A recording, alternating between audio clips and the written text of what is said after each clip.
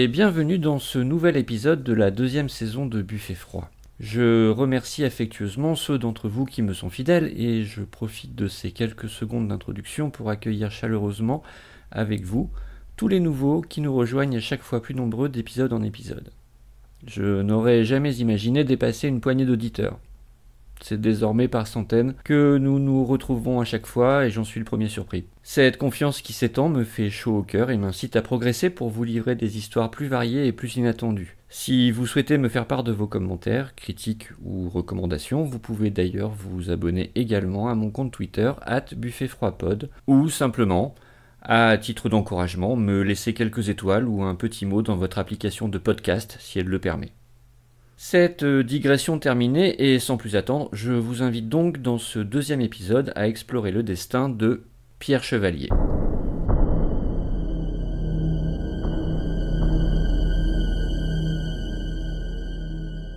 Destin tragique que celui du docteur Chevalier et aussi destin spécifiquement français dans toutes ses dimensions, tant héroïque que trivial, tant public que privé. Plantons le décor.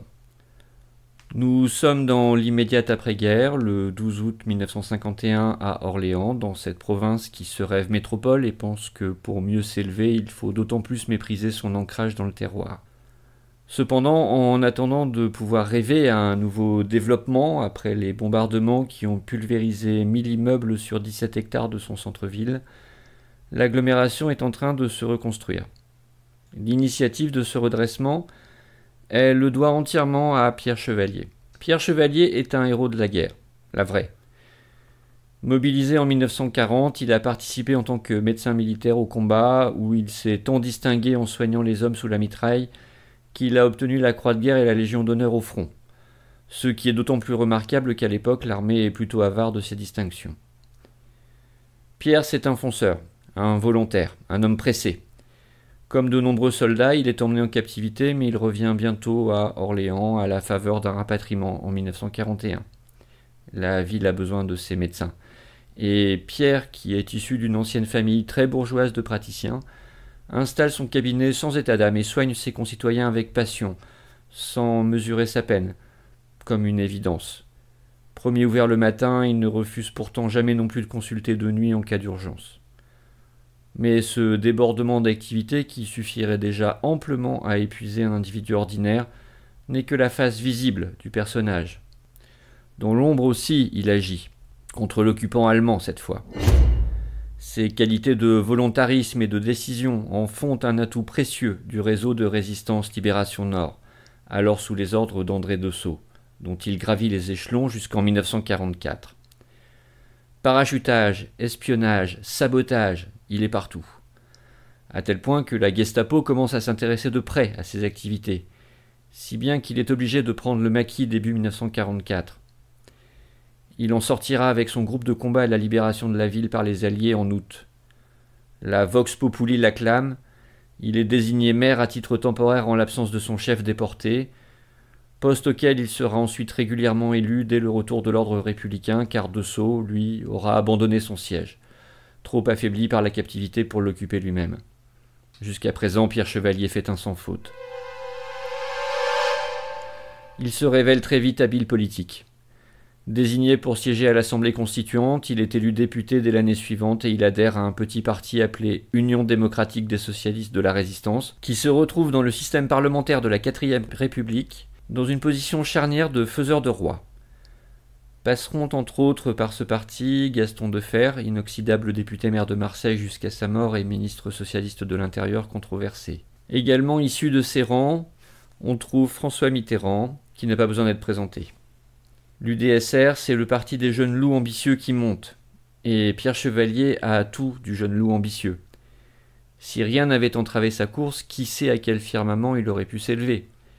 C'est toute l'histoire de la 5e République qui en aurait sans doute été bouleversée. En attendant, entre 1944 et 1951, il se démène pour qu'Orléans obtienne le statut de ville témoin et bénéficie ainsi de crédits prioritaires de reconstruction. À titre personnel, il devient représentant des maires des grandes villes de France auprès de la Commission de l'urbanisme et de la reconstruction dont il assume la vice-présidence. Il partage désormais son temps entre sa ville et Paris, où il dispose d'une garçonnière pour séjourner la moitié de la semaine, Il déploie partout l'énergie qui l'habite et dont il a fait la preuve au cours du conflit, si bien qu'il est déjà en 1951 porte-parole de son groupe parlementaire à l'Assemblée nationale. François Mitterrand, qui n'était pas prolixe de compliments pour ses semblables, dira de lui qu'il possédait une grande intelligence associée à beaucoup d'énergie et de volonté et qu'il percevait chez cet homme un grand potentiel politique.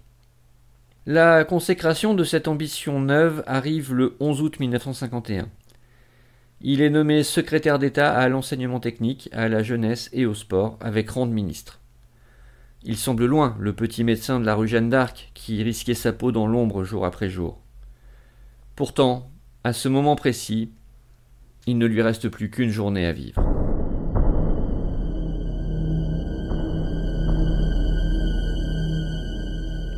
Les grandes catastrophes comme les grands crimes sont souvent mis en branle par de minuscules incidents qui seraient habituellement sans conséquences, mais qui, dans certaines configurations, déclenchent des avalanches d'événements dévastateurs. Le 12 août 1951, Pierre Chevalier doit participer à une inauguration dans sa région. Privilège de sa nouvelle fonction, il dispose désormais d'une voiture avec chauffeur. Il arrive donc directement de Paris ce matin-là. Pendant le trajet, il s'aperçoit qu'il a troué son pantalon avec une braise de cigarette. Il demande au chauffeur de faire une halte chez lui pour qu'il se change. À quoi tient une vie? Un accroc dans un tissu? Ou est-ce que la même conjonction néfaste aurait eu lieu ailleurs et plus tard sous un autre prétexte? C'est une question qui n'aura bien sûr jamais de réponse. Mais il est certain que cette décision de dernière minute scelle son destin. En effet, Pierre Chevalier se serait bien passé de devoir remettre les pieds au domicile conjugal où réside sa femme, Yvonne, et ses deux fils, Tugal, 10 ans, et Mathieu, 6 ans. Il faut dire que depuis le mois de mai, les relations entre Pierre Chevalier et son épouse sont exécrables. Il a même confié la veille à son ami François Mitterrand, qui le révélera plus tard, que sa femme, folle de jalousie, s'est procuré une arme pour le tuer. Comme Mitterrand lui a fait remarquer qu'il devrait faire attention et ne pas le prendre à la légère parce que ce sont des choses qui arrivent, Pierre Chevalier a balayé le danger d'un revers de main. Elle n'osera jamais. Hélas pour lui, il y a bien longtemps que Pierre Chevalier ne comprend plus et sous-estime sa femme. Il n'en a pas toujours été ainsi. Yvonne Rousseau et Pierre Chevalier se sont rencontrés à l'hôpital d'Orléans en 1935. Elle y était sage-femme et lui, jeune interne de médecine, finissait sa thèse. Entre les deux, c'est le coup de foudre, la passion dévorante. Presque immédiatement, Yvonne ferme son cabinet libéral et vient s'installer dans l'appartement de Pierre. La relation est fusionnelle, charnelle. Yvonne se donne à lui corps et âme. Pourtant, pendant que les deux roucoulent et filent un amour sans nuage, dans la famille de Pierre, Yvonne ne passe pas. C'est une fille d'agriculteur pauvre, elle est gauche, inculte et sans le sou. Il y a tellement de beaux partis à Orléans pour un futur médecin, quelle idée de s'enticher d'une fille de rien qui détonne dans ce milieu bourgeois où il est appelé, lui, à évoluer. Peut-être que si l'histoire avec un grand H ne les avait pas rattrapés, Pierre se serait lassé d'Yvonne, peut-être aurait-il cédé aux injonctions de sa famille, peut-être cette relation se serait-elle délitée d'elle-même. Mais voilà, en 1939, c'est la mobilisation. Et s'il y a la guerre, Pierre pourrait être tué. C'est un homme de principe, il ne supporte pas d'abandonner Yvonne après ces années de concubinage notoire. Il sait qu'elle serait déshonorée aux yeux du monde et que ses parents n'auraient rien de plus pressé que de la jeter à la rue. Alors il l'épouse, fin 1939, furtivement, un soir de permission aux grandes dames de sa famille qui crient à l'erreur de jeunesse. Jamais ils n'accepteront cette belle fille qu'on leur impose, cette coureuse qui a mis le grappin sur leur fils. Jamais ils n'accepteront cette mésalliance. Tugal, le fils aîné, né en 1940, scellant définitivement cette union déséquilibrée. Mais Yvonne, la discrète, la soumise, la dévouée Yvonne, va se révéler être la compagne idéale pour un homme de l'ombre. Elle vénère Pierre et donc elle accepte tout de sa dangereuse double vie. Son effacement et sa discrétion lui offrent le meilleur des camouflages. Ces années-là sont pour elle les années du bonheur. Mathieu, leur deuxième fils, né à la fin du conflit, en 1945. Mais quand la bulle de secret qui les entourait par nécessité durant l'occupation et qui leur offrait une intimité sans partage éclate à la fin du conflit, Yvonne ne parvient pas à s'adapter à la société qui l'entoure et qui s'arrache son mari, talentueux, héroïque, mondain, politique. Elle a beau consentir tous les efforts pour paraître, elle n'a pas la culture, pas les cotes pour briller en société, c'est une hôtesse terne, une invitée pénible. Elle s'habille mal, elle parle peu, elle n'a pas d'esprit, elle est maigre sans véritable charme. Et elle jalouse toutes ces jeunes femmes qui soudainement se mettent à papillonner autour de Pierre, dont l'aura charme tous ceux qui l'approchent. Au fil des années, le fossé entre les époux s'accroît. Pourtant, Yvonne ne ménage pas sa peine jusqu'à l'humiliation. Elle tente de s'instruire, elle fait des frais de toilette, elle va jusqu'à demander des conseils de sexologie pour pimenter ses relations intimes avec Pierre à son médecin, au milieu des années 40.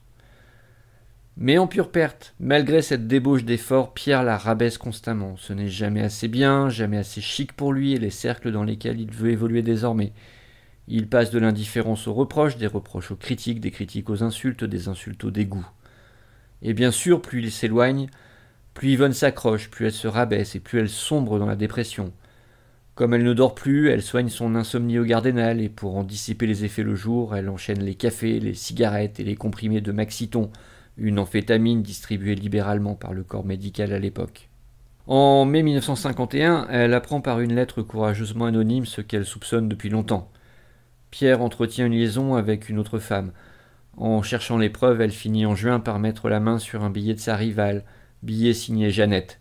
Elle peut enfin mettre un visage sur cette ombre qui plane sur leur couple. Jeannette, c'est Jeanne Perrault, la jeune femme d'un drapier d'Orléans. Et Jeanne, c'est le contraire d'Yvonne. Jeune, jolie, bien née, bien tournée, bien mariée, brillante en société, toujours impeccable, la femme idéale qu'aurait dû épouser Pierre.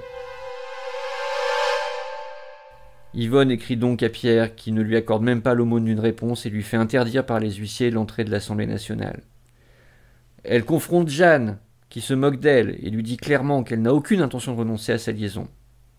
Au bout de l'humiliation, elle finit même par rencontrer Léon Perrault, le mari de Jeanne, mais celui-ci, qui a 15 ans de plus que son épouse, semble indifférent à cette liaison et au sort d'Yvonne. De son point de vue, il est franchement plutôt flatteur que le jeune député maire de la ville ait jeté son dévolu sur sa si jolie femme. Peut-être même pourra-t-il utiliser cette relation pour faire quelques affaires intéressantes. En tout cas, il n'y a pas de quoi en faire un plat. Comble! Il dira même à Yvonne que si elle finissait par se sentir trop seule, il pourrait toujours peut-être la consoler. Yvonne ne voit plus d'issue. L'amour possessif, exclusif qu'elle porte à Pierre la pousse aux extrémités de la jalousie et de la dépression. A-t-elle déjà un plan en tête ? Toujours est-il qu'elle demande un permis de port d'armes au commissariat de police qui lui est accordé début août, au motif que son mari occupant des fonctions éminentes et qu'elle vit désormais le plus souvent seule dans une grande demeure, sa sécurité doit être assurée. Elle dira plus tard qu'elle a fait immédiatement l'acquisition d'un pistolet, dans le but ultime de se suicider. On peut cependant en douter. C'est donc dans ces conditions que le 12 août 1951, Pierre Chevalier se retrouve à affronter l'alternance de colère, de suppliques et de menaces d'Yvonne, alors qu'il cherche à demi dévêtu à se changer dans la chambre conjugale. Excédé, le ton monte entre les époux et il finit par lui lancer qu'il veut divorcer, quoi qu'il lui en coûte politiquement, et qu'elle n'a qu'à retourner vivre dans sa crotte, car lui désormais veut faire sa vie avec Jeanne. Yvonne, qui avait jusque-là l'espoir de voir Pierre revenir vers elle, comprend que son couple est fini, que son amour est brisé et que tous ses efforts ont été vains. Elle va chercher son pistolet dans son cabinet de toilette, revient, menace de se suicider. Pierre lui aurait répondu alors qu'elle n'avait qu'à le faire, que ça serait mieux pour tout le monde et que c'est ce qu'elle aurait certainement fait de mieux dans sa vie, mais qu'elle veuille quand même bien attendre qu'il soit parti. L'humiliation de trop. Elle retourne l'arme, vise et tire 3 coups de feu sur Pierre, qui s'effondre. Son fils Mathieu, entendant le bruit, se précipite dans la chambre de ses parents. Il a le temps de voir le corps ensanglanté de son père allongé un bref moment, avant qu'Yvonne ne l'attrape fermement par le bras et ne le fasse descendre auprès de la domestique, en demandant à celle-ci de le garder un instant. Elle remonte dans la chambre, tire 2 balles de plus sur le cadavre, et appelle elle-même la police. En attendant sa venue, elle se change et s'habille en vêtements de deuil.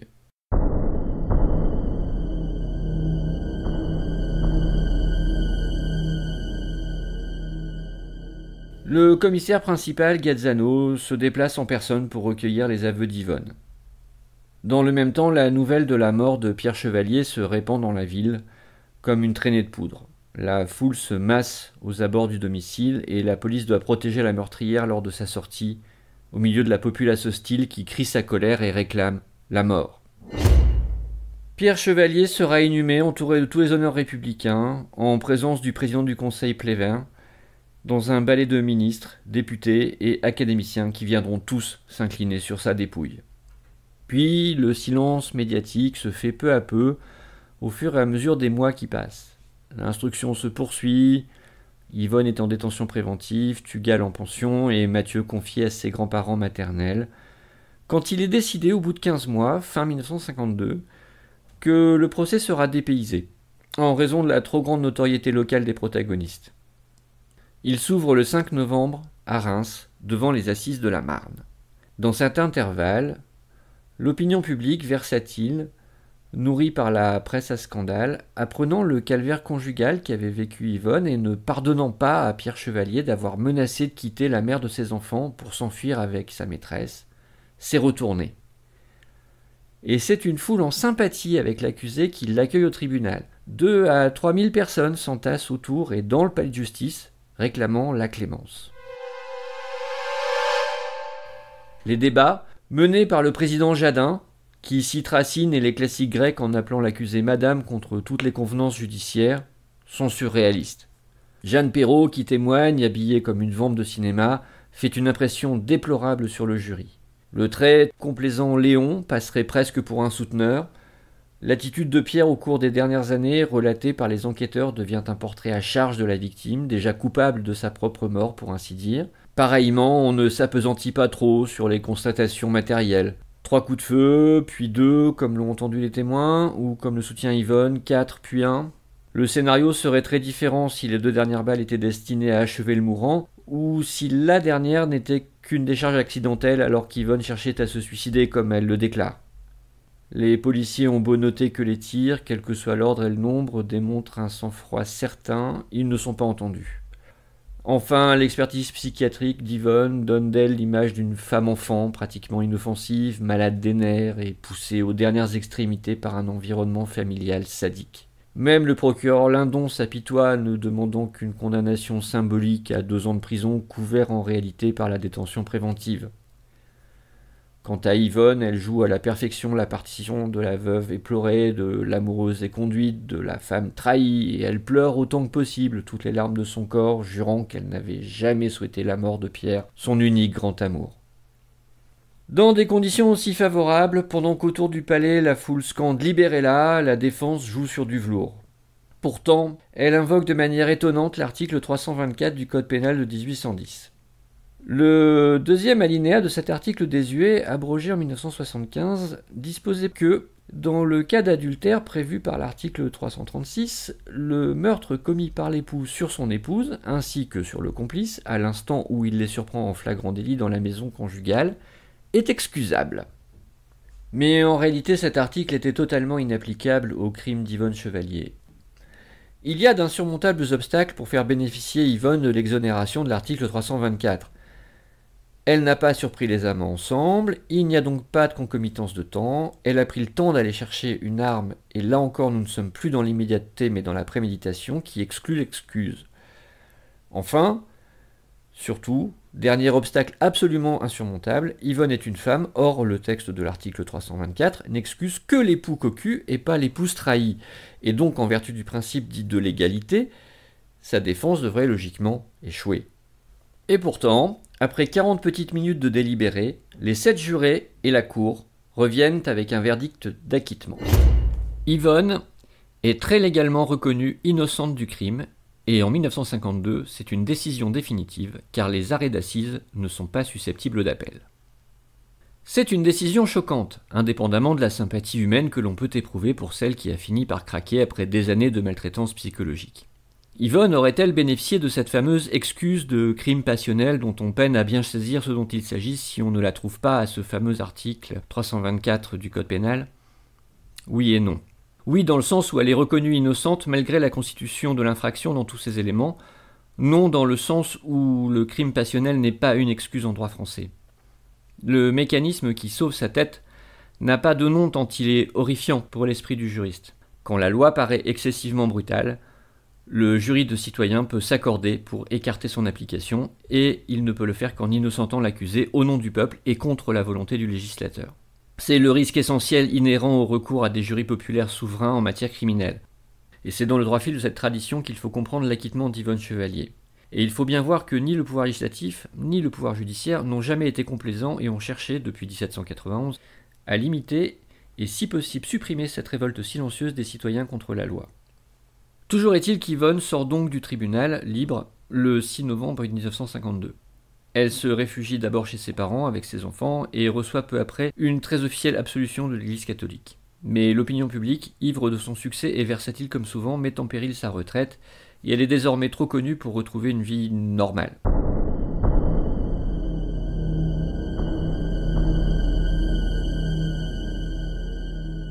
Elle part donc en Guyane avec ses fils pour faire bénéficier les populations locales de ses talents de sage-femme et d'infirmière. Elle y consacre le reste de ses jours, notamment en soignant les lépreux, et mourra anonyme en 1978. Voilà, cet épisode est terminé et je vous donne rendez-vous très bientôt.